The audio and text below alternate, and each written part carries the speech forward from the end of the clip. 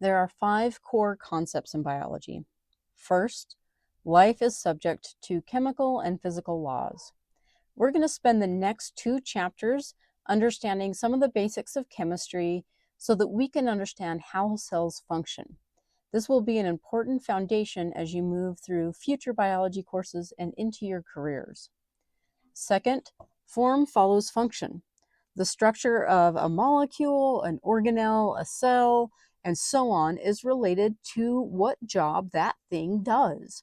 For example, we're going to spend a lot of time talking about high surface area to volume ratios that allow organelles, cells, and organs to move materials across a boundary.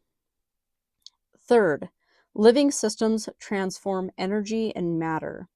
The conservation of energy states that energy cannot be created or destroyed. It only changes forms.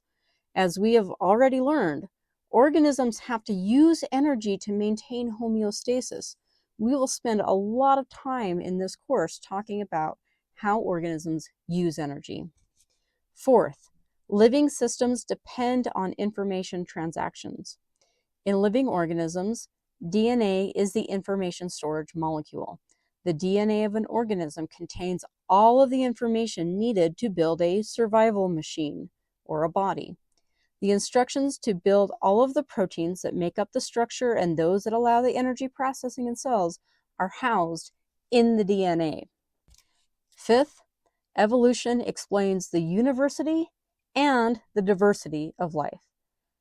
As we'll discuss in more detail later in the semester, the fact that all organisms use the same secret code to process information housed on the DNA to build proteins is one of the major pieces of evidence that all living organisms have evolved from the same common ancestor way back in geological time, about 3.5 billion with a B years ago.